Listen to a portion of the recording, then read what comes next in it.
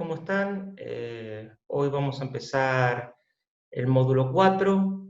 Este módulo es el último módulo de la asignatura, es el módulo sobre programación concurrente. Es otra forma de encarar los problemas. Estuvimos trabajando con el formato imperativo, donde vimos la programación secuencial con estructuras de control. Programación concurrente, que era la parte más orientada a objetos, cómo construir objetos y enviarse mensajes. Terminamos de ver la parte de programación a bajo nivel en Assembler, y ahora vamos a ver otro de los aspectos de la programación que tiene que ver con cómo trabajar con los programas en forma concurrente, tal cual hoy está ocurriendo con el desarrollo de programas que hay. Vamos a compartir la pantalla. En este módulo 4 vamos a ver hoy los conceptos iniciales, es decir, hoy vamos a conceptualizar la idea de programación concurrente. Y ya después la próxima vamos a empezar a trabajar específicamente con un lenguaje de programación. Sí, es el último lenguaje que vamos a aprender. En realidad ya lo conocen este lenguaje, lo que vamos a hacer es agregarle más componentes al lenguaje. ¿Cuál es el lenguaje que usamos? El que ustedes vieron en su momento en el ingreso, es decir, el robot, ¿sí? El ambiente del robot. Lo que les vamos a pedir es que revisen un poco la bibliografía y los materiales que tienen del ingreso. Están disponibles en la página de la facultad, en la parte de ingreso también. Se descarguen el ambiente y descarguen las instrucciones, ¿sí? Lo básico, lo que aprendieron, es decir, cómo trabajar con diferentes módulos, ¿sí? Con parámetros de entrada y de entrada-salida, el concepto general de las flores, los papeles, las estructuras. Bueno, y con eso vamos a avanzar, pero eso lo vamos a ver mejor la clase próxima. Lo que vamos a ver entonces en este módulo son diferentes clases, primero con conceptos de concurrencia, después el ambiente del robot, que lo vamos a ver la clase que viene, lo que es memoria distribuida, lo que es memoria compartida, y el TP final, como siempre. Vamos a agregar algunos componentes nada más. ¿Por qué? Porque son los que necesitamos para poder trabajar con varios procesos a la vez. Pero la base del lenguaje ya va a estar entendida por ustedes, o al menos ya practicada, con lo cual va a ser más sencillo ese tránsito, a diferencia por ahí de lo que pasó con Java y con el Assembler del 8088. Bueno, ¿qué hablamos cuando hablamos de programación concurrente? Cuando hablamos de programación concurrente hablamos de los problemas actuales. Hoy por hoy ya no ocurre esto del trabajo monusuario, como lo podíamos pensar hace unos 15 años atrás, si quieren, 20. ¿Por qué? Porque los programas que desarrollamos interactúan con otros programas. Ya mismo desde la misma computadora, acá verán que hay una sola compu, y en una misma compu ustedes saben que hay varios núcleos de procesamiento, es decir, hay varias CPU. Entonces, varios programas a la vez podrían estar trabajando. Pero si no fuera el caso, imagínense que no tuviéramos varios núcleos, como parece ahora, 7, 5, 3 núcleos, uno solo, como lo que veníamos viendo en Assembler. Una sola CPU, una sola memoria, con o sin caché. Bueno, cómo se hacía cuando teníamos un solo procesador para que varios programas actúen a la vez? Bueno, lo que se hacía, y lo van a ver un poco más avanzado cuando vean otras materias como sistemas operativos, van a descubrir que ese procesamiento se hacía interrumpiendo al otro programa, es decir, ejecuta, por decir algo, una instrucción del programa de Word, se corta, una instrucción del sistema operativo, se corta, una instrucción del reproductor de música, se corta, Word, sistema operativo, música, música, Word, sistema operativo, según la demanda. Eso se hace a tal velocidad que ustedes no perciben esa interrupción, salvo que haya mucho procesamiento, y probablemente el primer lugar donde noten esa caída en la demanda es en el video que están viendo. Por ejemplo, un video en una compu, estoy hablando, nada de YouTube, nada de eso. O música, no vayamos tan lejos, ¿sí? Entonces, esa era una simulación de la concurrencia, porque no podíamos o no teníamos dos procesadores a la vez tratando de hacer eso. Ahora, cuando tenemos varios, la cosa cambia, digamos, eso está distribuido y yo lo puedo utilizar, como ocurre, por ejemplo, cuando tengo una red y varias computadoras a la vez quieren imprimir en una impresora. O, el ejemplo más paradigmático es el celular, ¿sí? En el celular es clarísimo la concurrencia y que hay varios procesadores ahí, y si no hubiera varios procesadores, en los celulares habrán notado que a veces se entrecorta o pasa algo, etc. Pueden acceder a un montón de servicios a la vez, todas juntas si quisieran, ¿sí? Atendiendo obviamente una. O sea, el video puede estar corriendo, ¿sí? O el sonido puede estar corriendo y ustedes pueden estar haciendo otra cosa. Bueno, eso tiene que ver con la capacidad de procesamiento que tengan. Lo mismo con cajeros automáticos, ¿sí? Los cajeros automáticos están conectados a una red, en la anterior era Internet, esta puede ser una red que no sea Internet, una LAN o una WLAN, y acá lo que tienen es, por ejemplo, que las personas puedan trabajar con diferentes cuentas en un mismo banco, por ejemplo, o, ¿sí? Podría estar haciendo diferentes operaciones sobre una misma cuenta, ¿sí? Depositando y sacando. Bueno, esto es lo que podríamos ver como concurrencia. Es decir,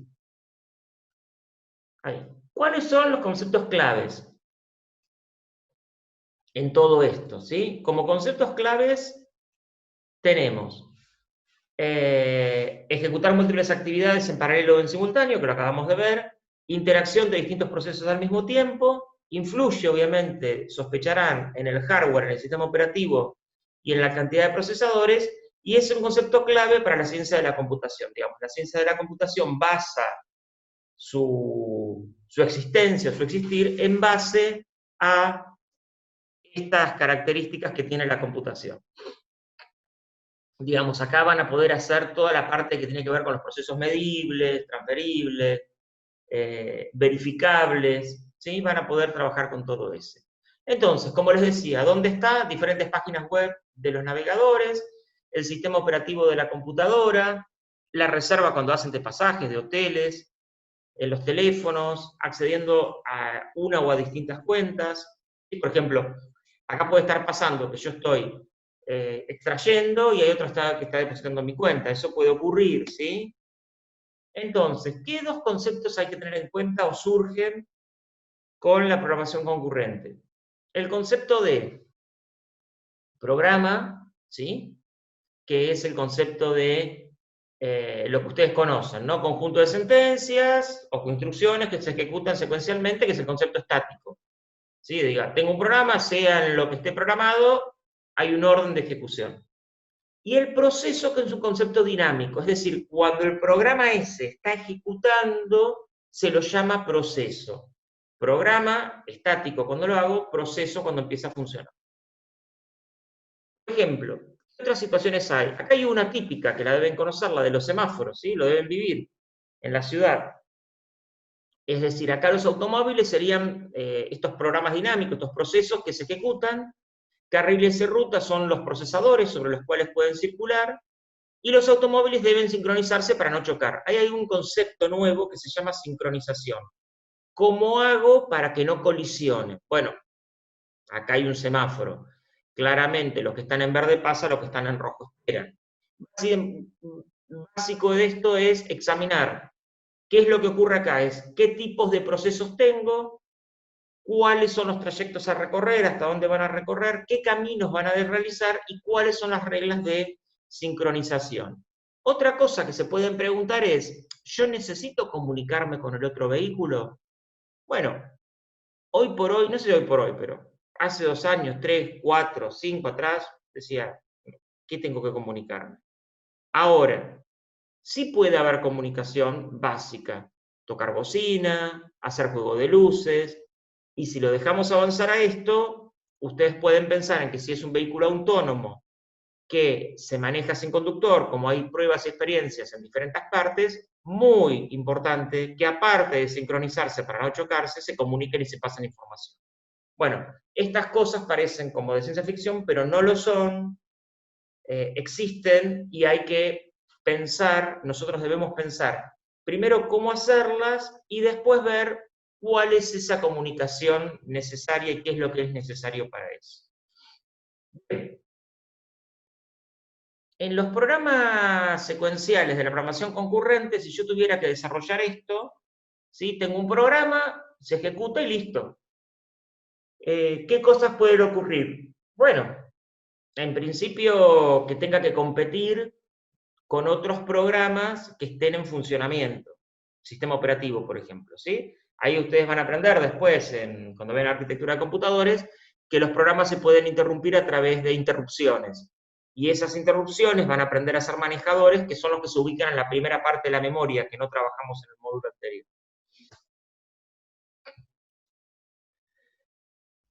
Un programa concurrente ya cambia, no hay un solo programa, tiene que haber algo más, tiene que haber dos, ¿sí? Que se transformen en procesos sobre la misma compu. Imagínense una compu que imprime y dos programas, ¿sí? En este caso iguales o distintos, no importa, el mismo en este caso, ¿sí? Es un mismo programa varias veces ejecutándose en la misma máquina, que puede pasar, accediendo a un recurso compartido, una impresora. Este es otro escenario. Dos programas iguales accediendo a la computadora, ¿sí? Se lanzan dos instancias. ¿Puede pasar eso? Sí. Puedo hacerlos correr en una computadora actual, y esto puede ser que ambos en algún momento requieran imprimir. Otra cosa es paralelo. Fíjense, yo tengo dos programas iguales en dos computadoras distintas, o sea, dos computadoras iguales pero separadas. Vamos por ese caso, para no complejizarla.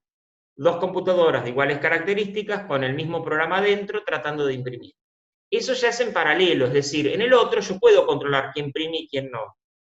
Puedo hacer una suerte de secuenciación de ese código. Ahora, con dos procesadores independientes tratando de acceder, eso corre en paralelo hasta que colisionan pidiendo la impresora.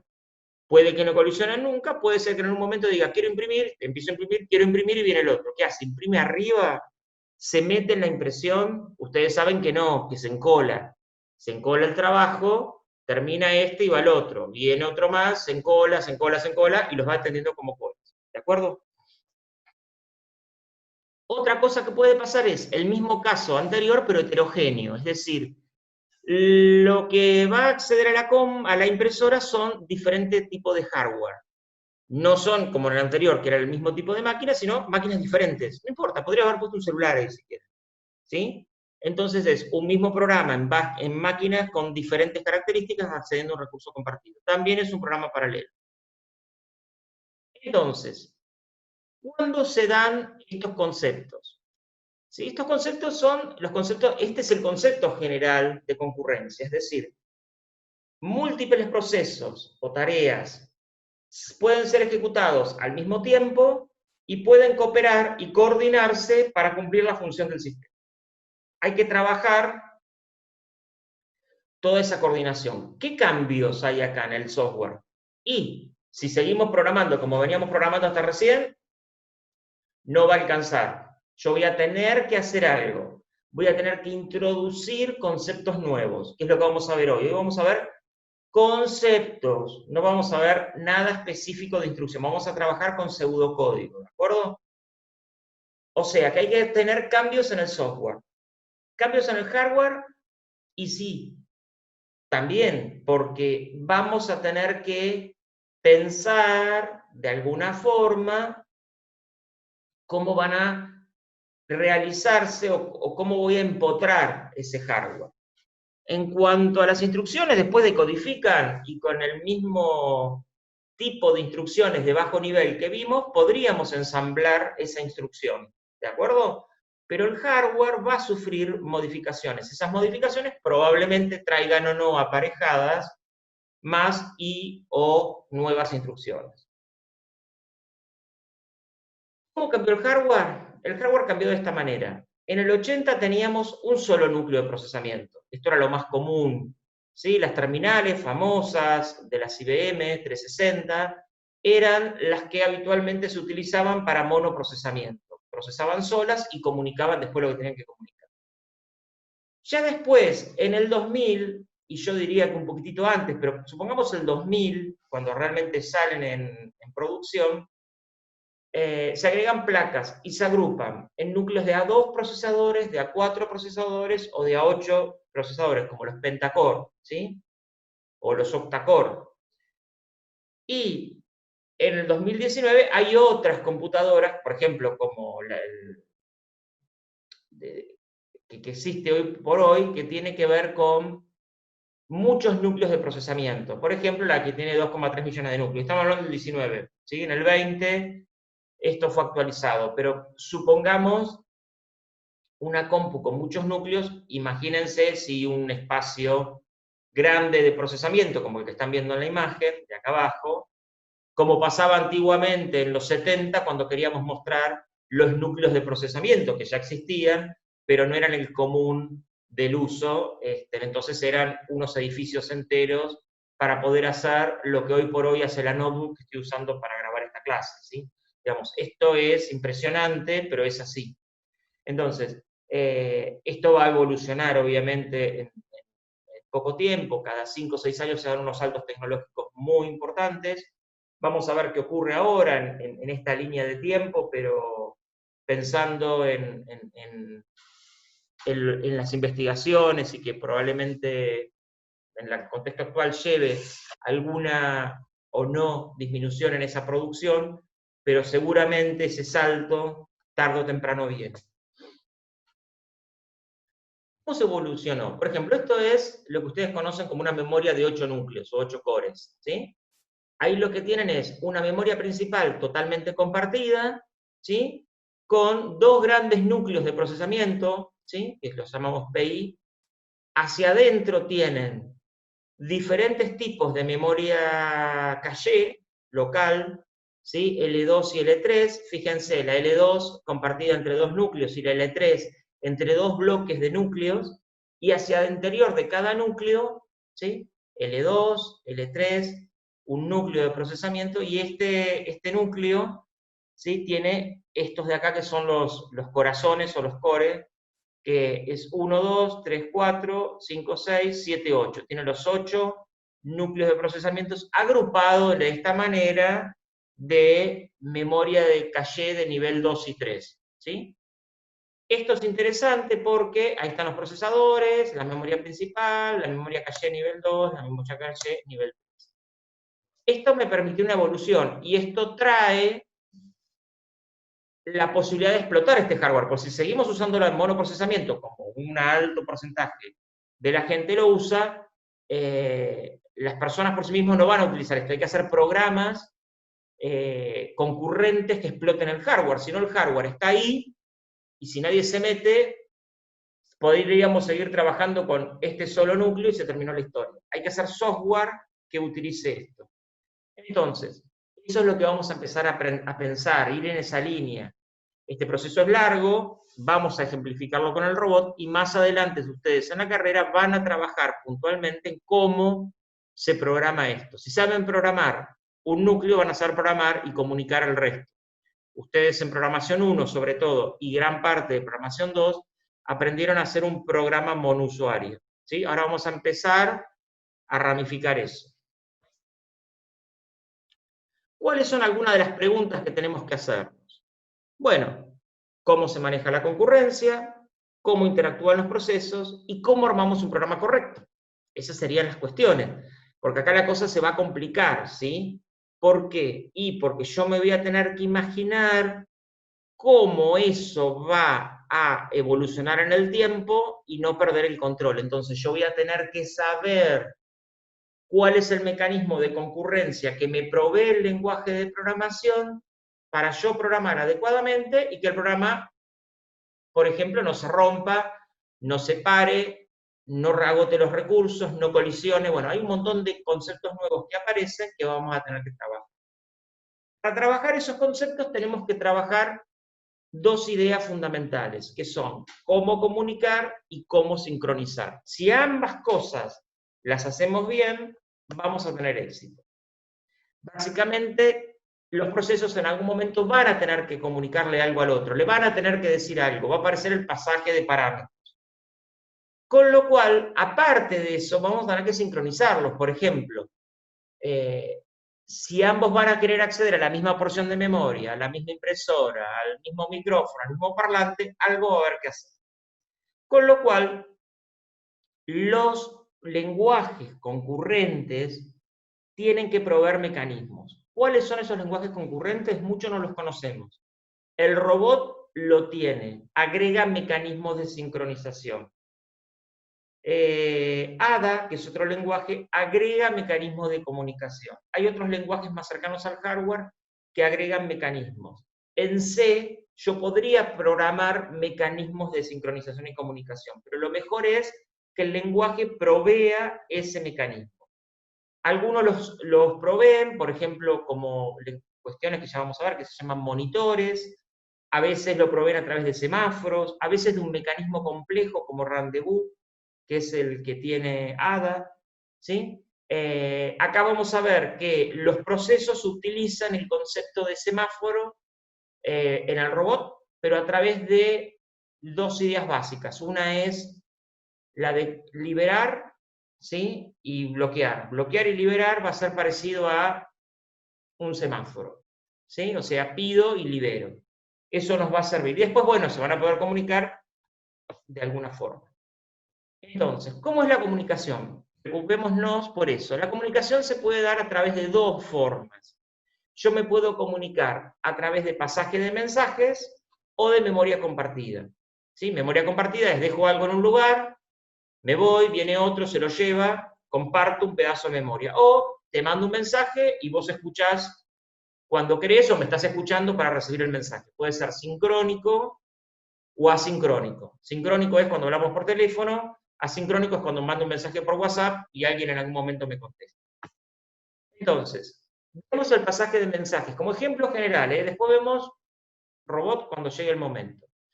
El pasaje de mensajes es, tengo diferentes compus, quiero mandar un mensaje, entonces, origen, destino y contenido. ¿A quién le mando? ¿Quién soy? ¿Y qué quiero decirle? Y así puedo comunicarme entre los procesos que están en esas computadoras. ¿De acuerdo? Para hacer esto, ¿qué necesitamos? Un canal lógico o físico, o sea, lógicamente un cable, o físicamente, disculpen, un cable, o lógicamente a través de una conexión Wi-Fi o Bluetooth, puedo transmitir esa información entre procesos, ¿sí? Debe proveer un protocolo único de comunicación y tiene que haber una manera efectiva para saber si se escucharon correctamente, es decir, cuándo leer, cuándo recibir y qué es lo que leí o recibí. En general, los procesos se manejan con algo del estilo enviar y recibir. Eso es para pasar contenido, ¿de acuerdo? Dos ejemplos. El primero más complejo, de un lenguaje de programación que no conocemos, que dice MPI send, le estoy mandando algo, que es el nombre de la operación, el mensaje, el tamaño es esto, el tipo de mensaje, es un char, el destino, el origen, y esto que está acá es el MPI ComWord, es otro tipo de contenido que va a servir para validar lo que estoy transfiriendo. ¿Está? Otra más sencilla que vemos abajo, que hace todo esto, pero ustedes lo tienen tapado, oculto, un poquitito más alto nivel. La de recién es medio nivel. De alto nivel es enviar mensaje. Envío un dato y un destino. Es decir, a tal robot le digo tal cosa.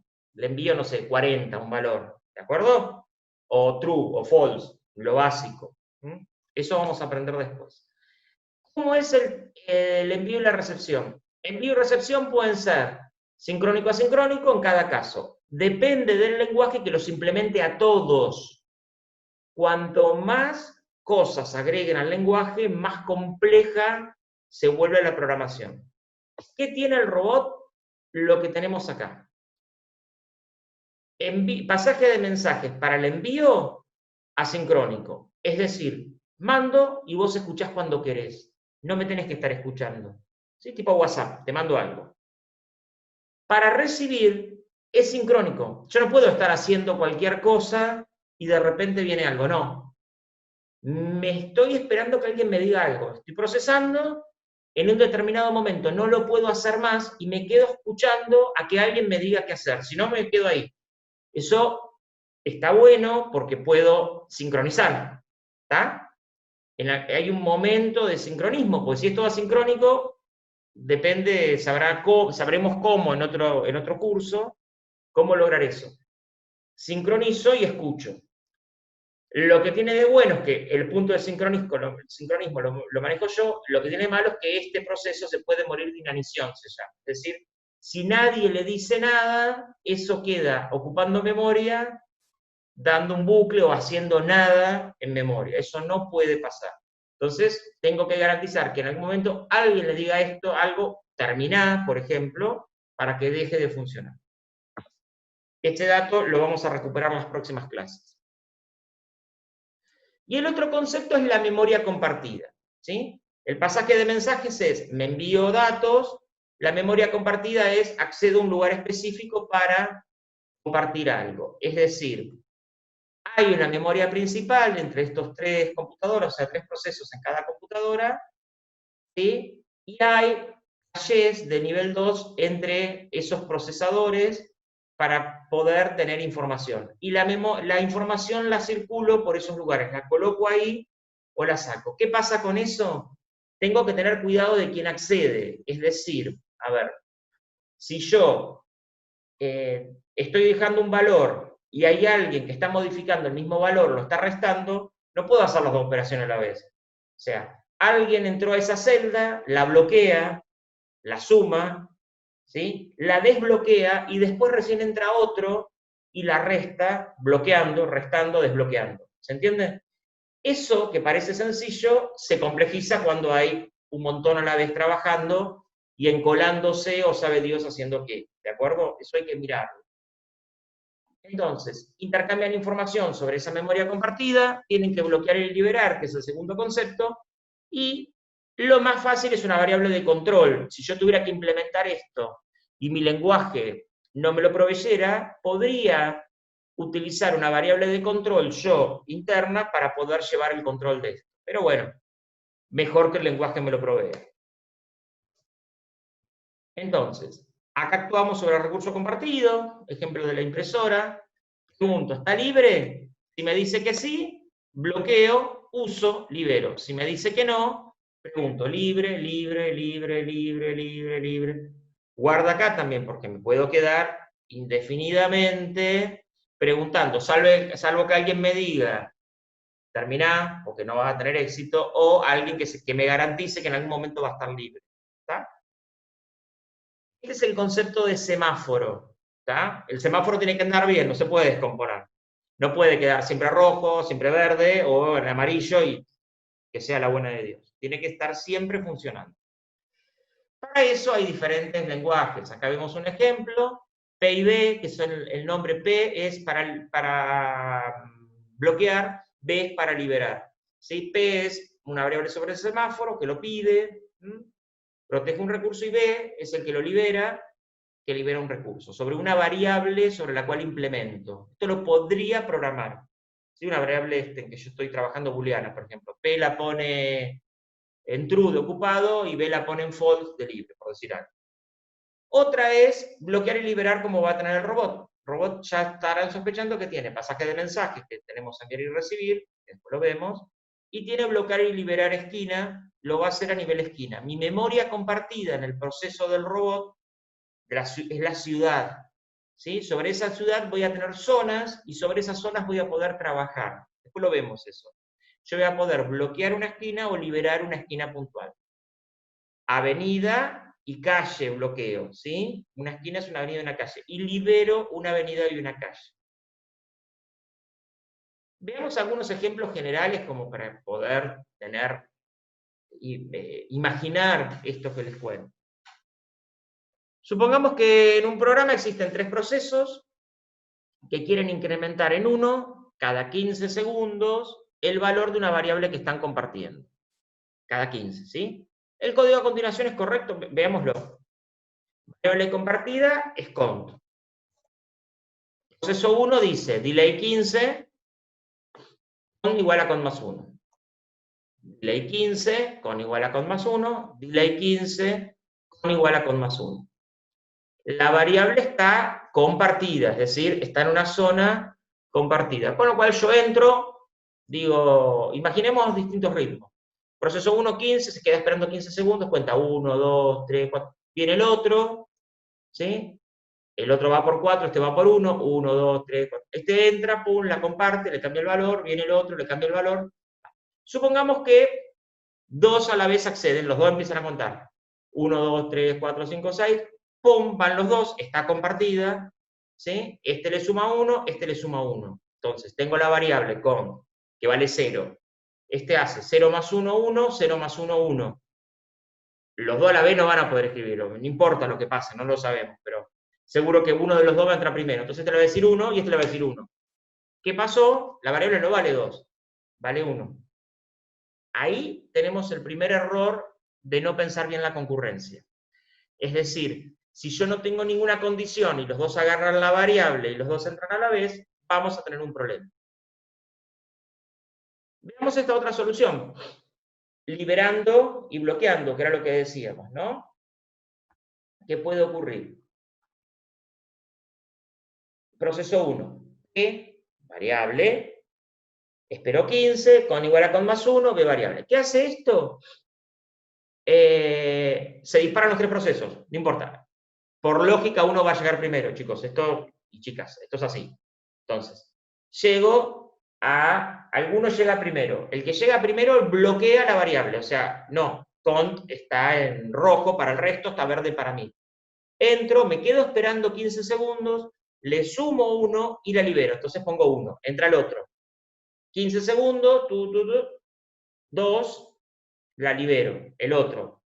Tengo un 2, más 1, 3, libero. Y así voy. ¿Se puede mejorar? Probablemente sí. Si estuviéramos en clase les preguntaría cómo.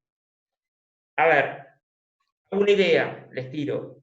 Podríamos hacer que cada uno espere 15 segundos, por ejemplo, ¿sí? Si quisiéramos en su tiempo, y después hacer el P variable. Entonces, espero 15 segundos a mi ritmo de procesamiento, a mi capacidad de memoria, etcétera, etcétera. Bloqueo la variable en ese momento, o sea, está 0. Listo. Le sumo 1 y la libero. Entonces entra el otro que estaba esperando, me pongo a esperar 15 segundos, ¿sí? Entra el otro y se pone a esperar 15 segundos. Y entonces ahí se empiezan a diferir los tiempos y no es que están tan sincronizados, tan secuencializados. Una cosa que les va a pasar, por eso dice, ¿se puede mejorar? Todo el tiempo les va a pasar con los robots, porque los robots es muy elemental, que tienen que simular concurrencia. Es decir, si yo los voy a tener todos bloqueados, hace este, todos esperan, todo terminó. Hace este, ¿sí? Todos esperan. Hace este, después hace este, todos, no. Cada uno tendría que estar haciendo lo suyo, lo que quiera, por eso el delay, y después acceder a eso. Eso va a dar la ejecución en el tiempo paralela sin tener que influir sobre el otro. ¿Sí? En esos 15 segundos yo podría estar haciendo muchas cosas. 15 segundos es un proceso, un tiempo muy valioso del programa. Acá es un juego, pero para la programación no puedo tener dormido 15 segundos esperando, o sea, bloqueado, al menos que esté contando. Bueno, eso lo vamos a ver con el robot. Presten atención a ese caso de que los robots tienen que estar andando. Podríamos pensar que estos tres son tres robots, ¿sí? Ya estarán sospechando que los robots se van a transformar en procesos. Recuerden, si es un proceso, es un programa, o sea, el robot tiene un programa escrito en forma estática que cuando lo lanzo es un proceso. Después repasamos eso. Otro ejercicio, veamos otro ejemplo. Un programa que tiene también tres procesos, pero acá tenemos mucha información. Un arreglo de longitud m y un valor n. Y se quiere calcular cuántas veces aparece n en ese arreglo. ¿Sí? Es decir, esto es algo típico. Acá tengo 4, 7, 8, 9, 10. Tengo 10 elementos y quiero saber cuánto el valor 4 aparece ahí. Esto es lo que me están pidiendo. ¿Cómo puedo pensar esto? Bueno, acá aparecen otros problemas. Acá ya empiezan a aparecer en si todos reciben el vector entero, si reciben una porción. Bueno, acá lo que verán es una solución en un paso avanzada, es cada proceso tiene una parte del vector. El proceso 1 lo que está en amarillo u ocre, el 2 en lo que está en magenta, y el 3 lo que está en azul, de verde azulado. Y un contador, ¿está? Acá el problema está en varias cosas a la vez.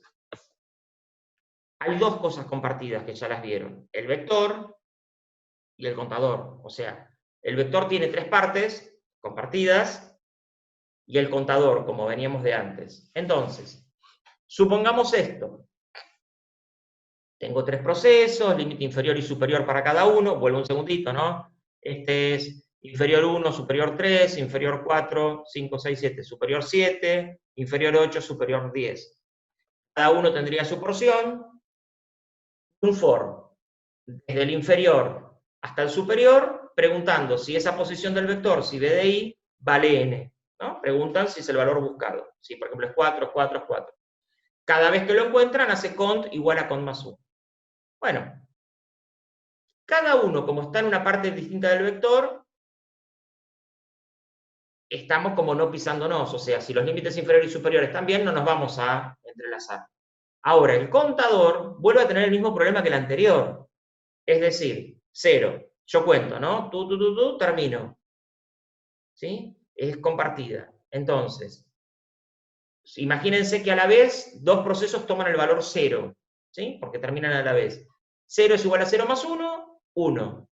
Guardo 1, guardo 1. No estoy guardando 1 más 1, 2. ¿Se entiende? Entonces, puedo contar mal. Eso sí no puede pasar. Eso está literalmente mal. Está bien para secuencial, está mal para concurrente. Otra posibilidad.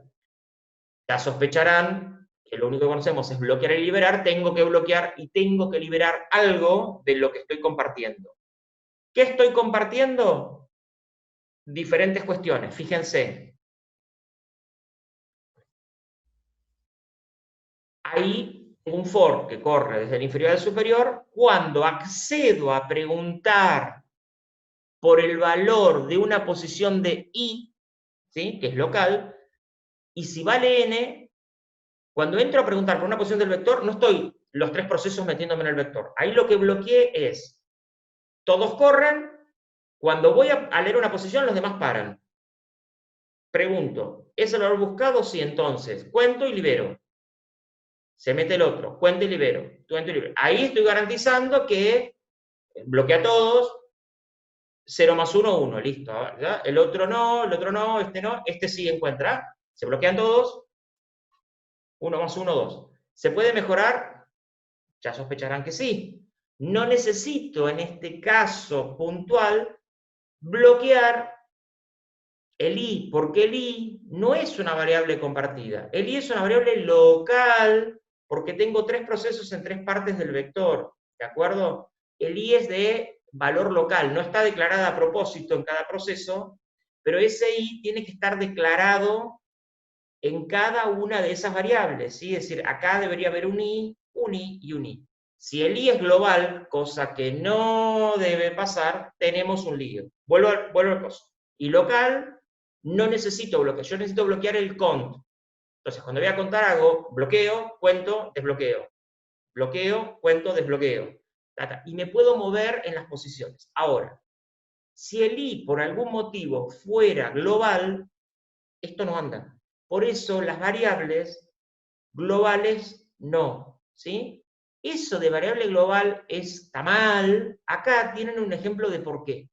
Si ese i yo no lo controlo, esto es cualquier cosa. Sí tengo que hacer lo que estoy haciendo ahí. Tengo una solución y está bien. Pero lo que está mal es haber pensado el i global. El i debería ser local a cada proceso. ¿Sí? El i en proceso 1 declarado. ¿Sí? Son como i1, i2 y 3. Entonces me muevo. ¿Se entiende? Es muy importante este otro concepto. Variables globales, no. Distinto es una variable compartida, que es el contador, ¿tá? Que es mi medio de comunicación compartido. Eso es otra cosa. ¿Tá? No hagamos al i compartido, si lo quieren hacer así, porque me va a obligar a cambiar esta solución.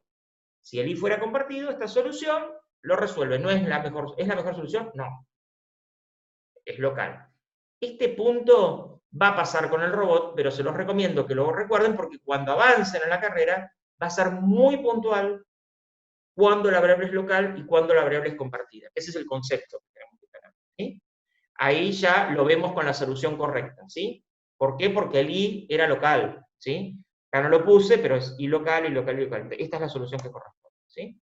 ¿Se puede mejorar más aún? Por supuesto. Podríamos pensar en más soluciones con diferentes cuestiones, ¿sí? Podríamos hacer algunas cosas más, es decir,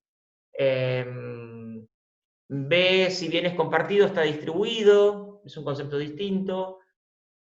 Cada uno podría contar en su localidad, tener cont local, con lo cual no necesito bloquear y liberar. Cada uno cuenta, o sea, proceso 1 cuenta, me dice 0. 2, 3. Lo que tengo que hacer es sumar 2 más 3.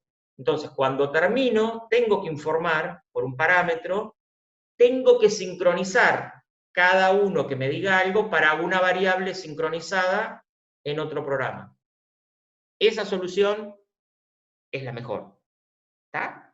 Entonces, ya lo vamos a ver esto. Pero digo, hay un montón de cosas en las cuales ustedes pueden mejorar eso. ¿Sí? Esto que estoy contándoles es acá, donde cada cant es distinto, ¿sí? Cont y b, si bien son compartidas, son locales. Tacan, tacan, tacan, ¿sí?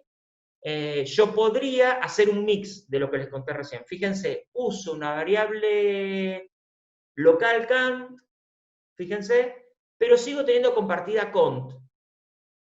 Lo que hago es bloquear a cont cuando salgo, ¿sí? Este es un intermedio de lo que yo les conté.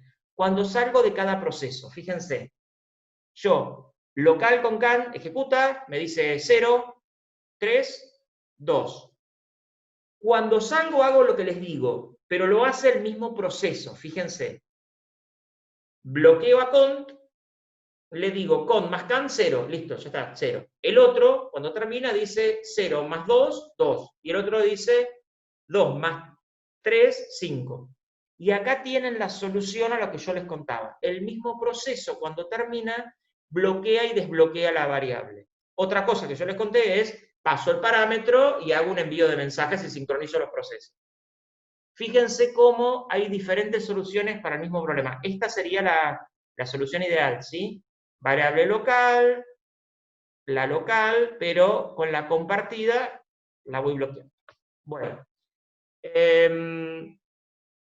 déjenme descompartir esto. Ahí está. Bueno, espero que se haya entendido, que no haya sido demasiado confuso. Ya vamos a trabajar con el robot. Lo importante es que miren esto, lo entiendan, lo repasen. Bueno, y en el ambiente de robots ya lo van a encontrar, y la clase que viene vamos a darles cómo es la estructura del programa y qué instrucciones nuevas aparecen. ¿Sí? Bueno, nos vemos las próximas. ¿Sí?